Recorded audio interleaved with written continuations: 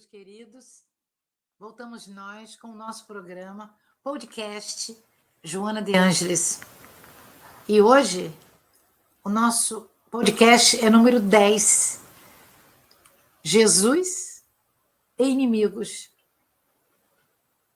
É o último programa sobre Jesus e atualidade. Fizemos 10 programas. O capítulo hoje é 20. Esse é um programa quinzenal, todas as quintas-feiras, que eu e a Laila Fernandes patrocinamos para todos vocês. Às quintas-feiras, 19 horas. A nossa vontade de transcrever, de passar os ensinamentos da Joana de uma maneira mais suave, mais simples, nos permitiu este programa. Se vocês gostaram, cliquem, passe para as pessoas. É um prazer nós estarmos juntos, quinzenalmente.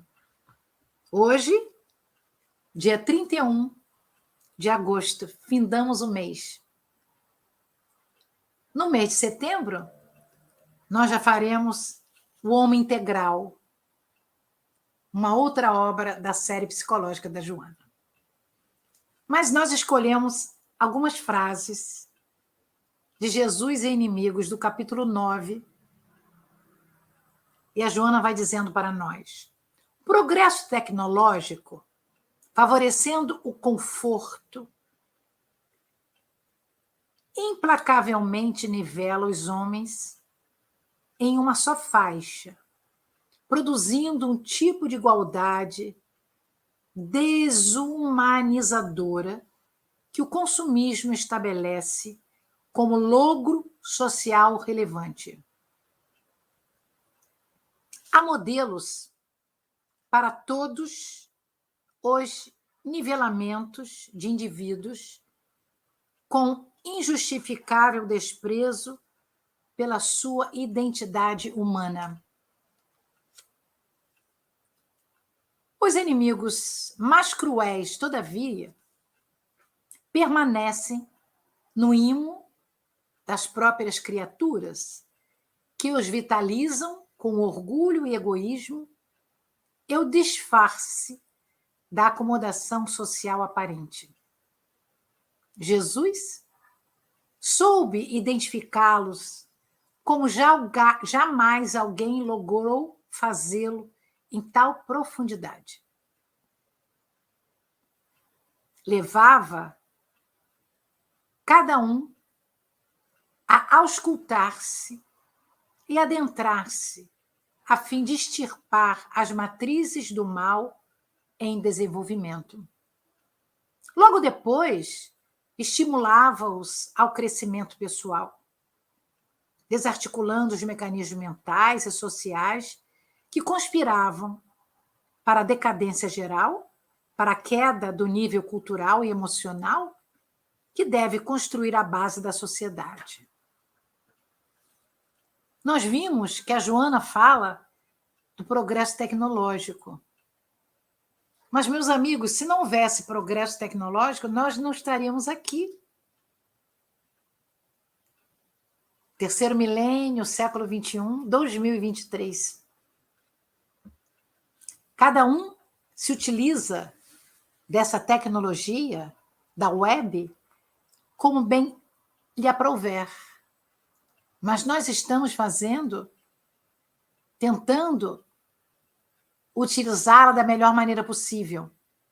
Entretanto, a Joana vem nos dizendo que muitas vezes é um inimigo esse tipo de faceta da web, porque as pessoas a utilizam não para coisas boas.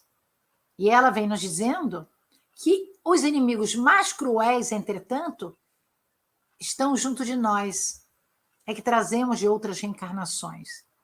Mas que a época que Jesus esteve lá na Palestina, durante 3 anos do seu messianato, ele pôde auscultar as pessoas e ajudá-las para que elas pudessem sair do seu processo egóico. E ela vai dizer que levava a cada um o crescimento pessoal, a esperança, tentando fazer com que eles mudassem de vida. E ela vai nos dizendo que, em A Negativa de Pedro, 3 vezes repetida, a respeito do amigo, temos uma lição de grande magnitude, porquanto tão logo ele veio a cair em si, chorou amargamente. Reergueu-se da queda, venceu o medo inimigo e a pusilanimidade adversária, dando a partir dali todo o restante da vida de serviço, ou melhor, a vida ao serviço de reparação pelo bem. E o Mestre Jesus, por sua vez, aceitou-lhe a oferenda de amor, utilizando-o no ministério. O Mestre reconhecia-o. E assim ela vai nos acrescentar: não temas enfrentar as tuas sombras, as nossas dificuldades. Esses inimigos que vigem em ti mesmo. Não tenhas medo destes adversários com os quais convive sem saber. Nós temos algumas angústias que não sabemos que elas existem. Identifica-os um a um, desembaraçando-te logo após da pressão que exercem sobre ti. Ou seja, vamos identificar as nossas dificuldades e vamos retirá-las de nós, para que ela não mais nos pressione. E ela nos aconselha: recupera a tua humanidade, sendo tu mesmo, sendo nós mesmos a nossa personalidade. E ela orienta: permanece aberto à renovação, à diversidade, à tua identidade. Ou seja, nós estamos aqui reencarnados para nos renovarmos a cada dia com propostas redentoras. É muito bom, meus amigos, nós podemos ler, entender essa beleza que a Joana de Ângela, através do nosso amigo Divaldo Pereira Franco, nos traz. Desse texto, nós escolhemos 5 ideias principais que poderiam também ser chamadas palavras-chave: progresso tecnológico, inimigos, orgulho e o egoísmo, Jesus, o amor pela humanidade, a negativa de Pedro e sombras, medo e coragem. Nós, então, vamos nos fortalecer falando do progresso tecnológico. Nós fomos buscar um artigo científico, Schwab, de 2016, denominado A Quarta Revolução Industrial. O artigo vai dizendo: a expansão tecnológica nas mais variadas áreas do conhecimento, nas palavras de Schwab, coloca o mundo diante da quarta revelação industrial, caracterizada pelas principais mudanças tecnológicas para o século XXI, ou seja, inteligência artificial, a internet das coisas, como nós estamos usando, o armazenamento de energia, a biotecnologia, veículos autônomos e as mais variadas inovações. Existe um capítulo que eu li, que eu recolhi algumas coisas, que o articulista nos diz: a escala e a amplitude da atual revolução tecnológica irão desdobrar-se em mudanças econômicas, sociais e culturais de proporções tão fenomenais que chega a quase ser impossível prevê-las. Ele escreveu o artigo há 7 anos e nós vemos hoje coisas impressionantes acontecendo. No entanto, o impacto potencial dessa quarta revolução na economia, nos negócios, nos governos e países, na sociedade e nos indivíduos, deve ser bem analisada. Porque a Joana nos diz: permanece na multidão sofrendo de insuportável soledade. As pessoas que se utilizam muito da internet, elas ficam muito solitárias. Mas aí nós perguntamos: qual a importância da tecnologia no século XXI? Os meios de comunicação entre pessoas e organizações têm se alterado constantemente. A agilidade e conectividade proporcionada pela tecnologia atualmente facilita muito, apesar das fake news, das novidades errôneas. A maior revolução do ser humano, nós já falamos isso no programa passado, há 15 dias, é o pensamento.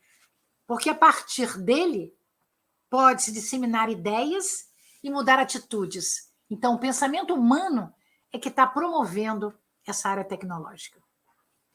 No nosso segundo item, inimigos, orgulho e egoísmo. Os inimigos, na realidade, mais cruéis, todavia, diz Joana, permanece no imo das próprias pessoas. E Jesus, quando na Terra, diz a benfeitora, identificava todos. Mas quem eram esses muitos opositores do Cristo? Nesse sentido, saduceus, fariseus, essênios, zelotes e herodianos, que formavam os primeiros partidos políticos e seitas religiosas daquela época. Entretanto, os escribas e os fariseus em tudo criticavam a Jesus. Eles até criticaram que Jesus foi na casa de Levi Mateus, convidado por ele, um cobrador de impostos, para jantar em sua casa.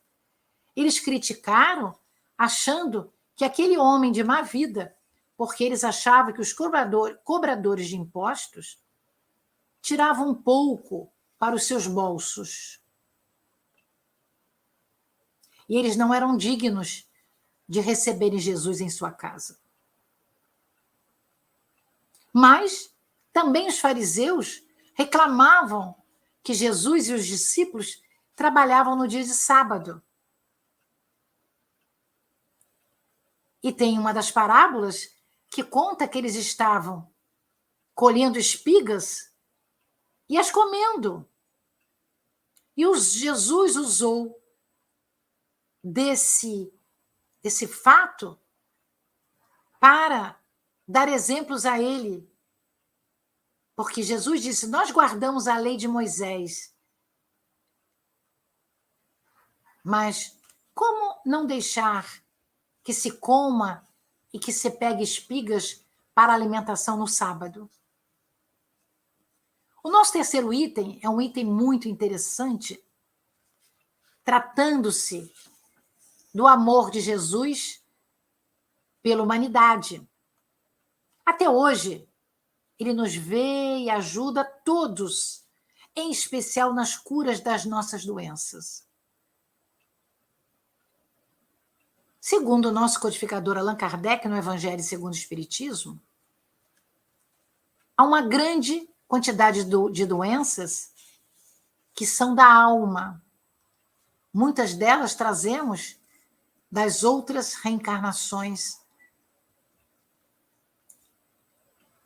Mas existem vários tipos de doenças? Sim. Ansiedade, ataques de pânico, cansaço, falta de energia, crises não diagnosticadas, que os médicos não conseguem saber porque nós as temos. Depressões, doenças físicas, psíquicas ou psicossomáticas sem causa diagnosticável, dores generalizadas, falta de sono, fobias, medos, hipoatividade, mal-estar generalizado, mudanças constantes de humor, ouvir vozes, ideias suicidas. Mas existe doença na alma e da alma. As doenças psicossomáticas estão relacionadas ao controle das emoções. Muitas delas nós não conseguimos controlar. E aí, ela atinge o nosso corpo físico, elas atingem o nosso corpo físico, os nossos sentimentos, o nosso modo de pensar. As emoções incontroladas e os pensamentos negativos permitem que desequilíbrios sejam desencadeados, mentais, que, consequentemente, sobrecarregam as funções orgânicas e atrapalham o funcionamento do corpo. Culpa, medo, ciúme, inveja, ressentimento, vingança, crueldade, preguiça, ansiedade, raiva, tristeza, mau humor. E nós espíritas, desculpe que eu estou com processo alérgico, nós temos essas doenças na nossa alma? Claro que temos. Mas como nós vamos conhecê-las? É importante que as conheçamos, que saibamos que as possuímos. Então, é importante fazer o nosso autoconhecimento para a identificação da dor e da cura. Aqueles de nós que nos permitimos caminhar no autoconhecimento, temos contatos com as nossas sombras. E, ao mesmo tempo, nós temos um conhecimento das nossas potencialidades, maior do que aquele que não procura se ver. Uma obra maravilhosa, denominada Leis Morais da Vida, a Joana de Ângeles, através das mãos seguras e limpas de Divaldo Franco, no capítulo Passado e Dor, ela vai nos dizer que no passado espiritual de cada criatura se inscrevem as causas dos sofrimentos humanos. Quer dizer, no passado. E aí nós vamos nos lembrar, que já falamos aqui, da Casa Mental, de André Luiz, a série André Luiz, ditada por esse espírito, a Chico Xavier, no livro 3, onde nós vamos ver a Casa Mental, que o André Luiz diz que nós temos 3 andares, a nossa mente é de 3 andares. O sótão, que pertence ao nosso passado, o primeiro andar, que é o nosso presente, ou melhor, o porão, que é o nosso passado, desculpe, o porão é o nosso passado, o presente é o primeiro andar e o sótão é o nosso futuro. Coisas do passado vão ficar no nosso porão, da nossa individualidade. Nós não sabemos quem fomos, então não sabemos o que nós estamos fazendo com o conteúdo que trouxemos. Enfermidades, às vezes irreversíveis, problemas teratológicos, perturbações psíquicas de largo porte, limitações, mutilações, degenerescências orgânicas e mentais. Com certeza, foi o uso indevido e o abuso do livre-arbítrio quando de outras experiências evolutivas em reencarnações pregressas.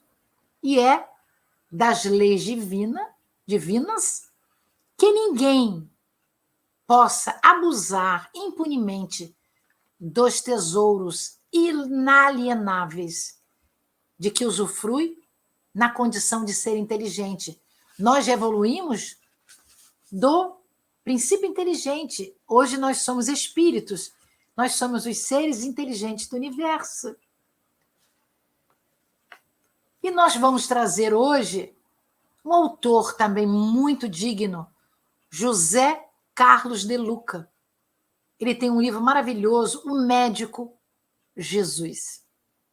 E lá ele vai se utilizar do evangelista João, no capítulo 5, versículo de 1 a 15, para falar de um paralítico que vivia no poço de Betesda. E um dia Jesus passou por lá, indagou aquele paralítico, aquele enfermo, se ele gostaria de ser curado. O homem, que estava no chão, estendido, em cima de algumas roupas, ele não respondeu a Jesus. Em vez de responder afirmativamente, o paralítico apresentou uma série de reclamações a respeito de que ele não conseguia alcançar o poço, porque existia uma lenda que quando as águas mexessem no poço, aquele que chegasse primeiro ficava curado. E não tinha ninguém para ajudá-lo a se levantar e levá-lo até o poço. E quando ele, com muito custo, chegava lá, alguém já tinha caído na água e tinha ficado curado. Jesus não questionou o paralítico por que ele estava reclamando tanto. O médico Jesus não usou uma palavra sequer sobre essas admoestações. Mudou de assunto simplesmente e apresentou ao enfermo um roteiro para a sua cura. E ele disse: levanta-te, toma a tua cama e anda. O paralítico, de muitos anos, todo mundo conhecia aquele homem, mas a uma ordem do Cristo, ele levantou-se e saiu. Levantar-se é sair do chão do vitimismo e da reclamação. É assumir uma nova condição. E aquele homem levantou-se. E ele pegou os seus trapinhos. Tomar a cama era o lugar onde dormia. É assumir o controle da doença. Ou seja, aquele homem já podia andar. Controlou através do mecanismo amoroso de cura de Jesus. E não ficou controlado mais pela doença. E andar, como Jesus diz, anda, volte para a sua casa.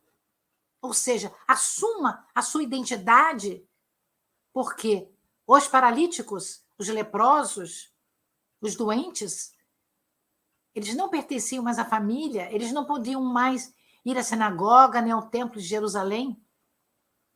Eles eram excluídos.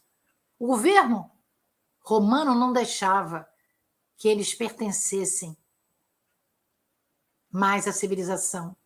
Então, andar é um convite que Jesus nos faz para seguirmos adiante, avançando, para fazermos as mudanças necessárias para atingirmos uma nova fase em nossa vida.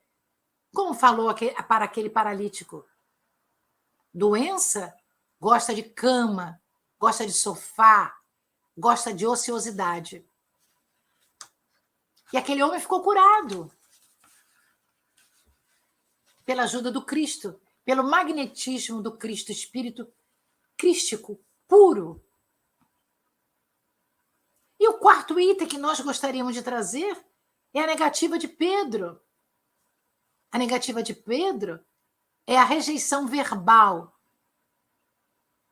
que Pedro fez a Jesus no Sinédrio.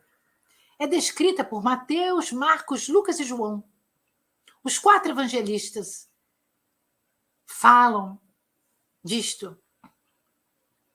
Jesus, na última ceia, lá na casa de João Marcos, no cenáculo, disse que Pedro iria negá-lo por 3 vezes. Onde que está escrito isso na Bíblia? Nós vamos encontrar que, estando Pedro embaixo, no átrio, chegou uma das criadas do sumo sacerdote, vendo Pedro, que estava lá quietinho, olhou para ele e disse: tu também não estava com Jesus de Nazareno? Mas ele negou, dizendo: não, eu não conheço.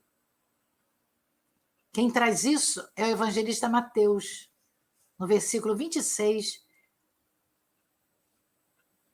Aliás, no capítulo 26, versículo 66, 67 e 68.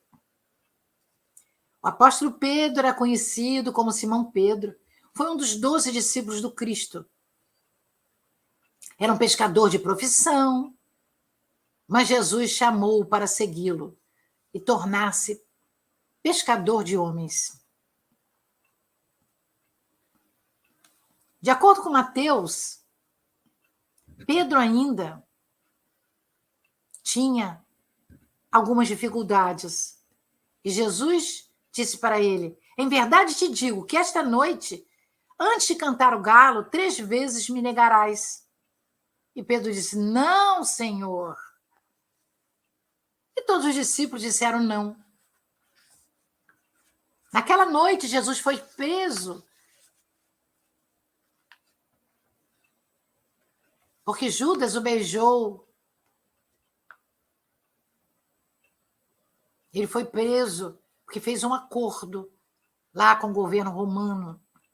A primeira negação, a criada do sumo sacerdote, relata, está também em Lucas.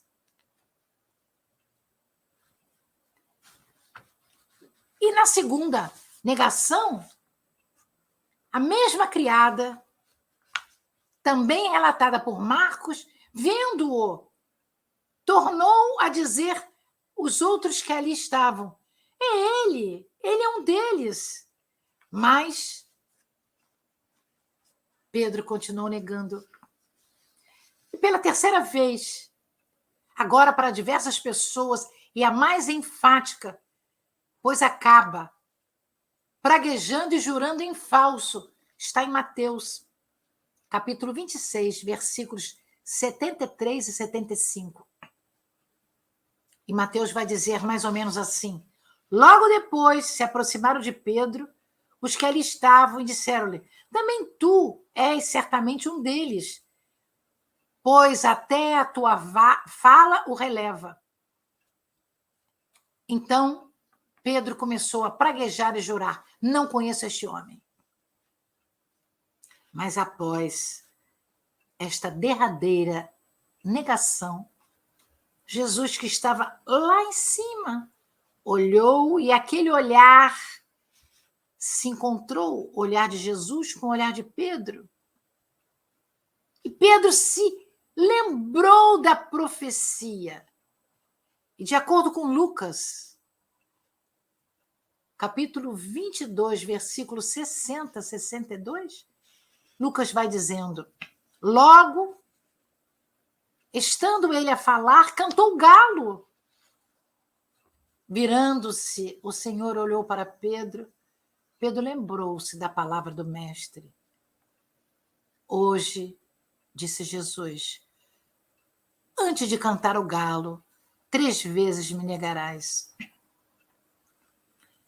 E o evangelista diz: e saindo para fora, chorou amargamente. Pedro chorou. Ele se deu conta que o seu amigo querido foi avisado que o negaria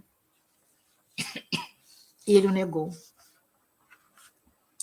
E nós vamos ver que o evangelista João, capítulo 21, versículo 15 a 17, disse que após a ressurreição de Jesus, porque ele morreu, mas foi ressurgido, ele se ressurgiu, narra como Jesus perguntou a Pedro por 3 vezes se o amava, reabilitando-o após ele se ter arrependido.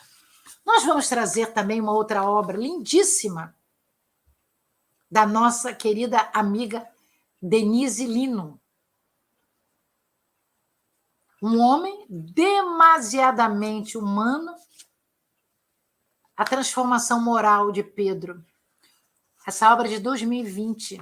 E ela vai falar para nós as virtudes de Pedro, o carinho que Pedro tinha por Jesus. Ela fala para nós quantas vezes nós gostamos de alguém, de alguma pessoa, e nós não sabemos preservar o amor que nós temos por ela. Quantas vezes nós prejudicamos alguém que não atendemos às suas súplicas. E, finalmente, nós estamos no nosso 5º item, sombras, medo e coragem. Nós, para falarmos disso, nós vamos utilizar o mito da caverna, que nos mostra medo, coragem e o aprendizado para sair da ignorância do senso comum. O mito da caverna foi escrito por Platão, a quem podemos chamar do melhor discípulo de Sócrates. Platão, responsável por imortalizar as ações e pensamentos do seu mestre, com seus diálogos. O mito da caverna é uma passagem que está na obra A República. Nessa passagem, Platão acaba se utilizando de uma alegoria, uma espécie de narrativa que busca o esclarecimento, trazendo uma ideia principal para o público leigo. Algo parecido com o que Jesus fazia por meio de parábolas. Segundo a narrativa, essa alegoria da caverna, todos os homens, desde o nascimento até a própria morte, estariam acorrentados, de alguma maneira, a não olhar para trás nem para os lados, vendo apenas a parede do fundo da caverna, lugar em que, sob o efeito de uma grande fogueira às suas costas, porque eles colocavam uma fogueira por causa do frio, e eles podiam ver as sombras projetadas na parede. Esses homens não sabiam e não conseguiam ver as coisas reais. Eles viam as sombras. Mas, um certo dia, um daqueles homens conseguiu se livrar das correntes que o envolviam, correntes mentais. E, com muito esforço, conseguiu sair da caverna. Depois de ficar cego com a luz do sol, porque eles não viam o sol, eles não viam a luz. E passou um tempo fora, vendo as coisas, conhecendo tudo. Um dia ele acabou retornando para a caverna. O que ele buscava? Ele buscava dizer àqueles outros homens que existia um mundo real lá fora, que eles tinham que sair da caverna para poder descobrir coisas. Mas ele foi taxado de maluco. Ninguém, num primeiro momento, o seguiu. A caverna, meus amigos, é um mundo ao nosso redor físico, sensível, sem que as imagens prevaleçam sobre os conceitos, formando em nós opiniões, por vezes errôneas e equivocadas, preconceitos, prejuízos. Nós fazemos o conceito antes do conhecimento. nos ajuizamos antes de conhecer o fato. Quando começamos a descobrir a verdade, nós temos dificuldade de entender a verdade. Mas, pouco a pouco, nós vamos utilizando aqueles novos conhecimentos e precisamos nos esforçar, estudar, aprender, para que possamos sair desse mundo velho, dessa caverna. Para Platão, existiam dois mundos. O mundo sensível, constituído pelas formas, e o segundo mundo era das formas ou das ideias perfeitas, chamado mundo inteligível. O mundo das ideias perfeitas, existentes, imutáveis, encontra-se no trabalho do bem, na ajuda que a divindade nos dá, que Jesus, nosso guia e modelo, faz junto de nós e para nós. Estar aprisionados na caverna, portanto, implica em sermos manipulados, vivendo uma mentira, sem percebermos os sentidos que somos limitados, conduzindo a vida de uma maneira mísera, de uma miséria intelectual. E a melhor forma de sair dessa caverna que todos nós nos encontramos hoje é por meio dos estudos, da escola, da leitura, do grupo de amigos, das ideias edificantes. Portanto, sair da caverna é um compromisso ético com você, comigo, com todos nós, com os outros, com a sociedade. Nós esperamos que vocês tenham gostado do nosso estudo, bem simples, mas trazendo coisas diferentes. Nós temos reflexão quinzenal, temos 3 perguntinhas. E nossas sombras, medos, se transformam ou se transformaram em coragem? Já saímos da caverna onde nos alojamos na sociedade? Quais os meios que usamos para sair da caverna que nós estávamos? Com certeza, muitos de nós usou a boa nova do Cristo, usou o Evangelho de Jesus, como nós estamos fazendo no nosso podcast. Nós queremos agradecer muito a cooperação de todos vocês e dizer, convide os amigos para que eles possam também participar conosco. Muito obrigada, fiquem conosco. Portanto, agradecemos a cooperação maravilhosa de podermos estar juntos, vibrando nessa maravilha. Paz e bem franciscanos.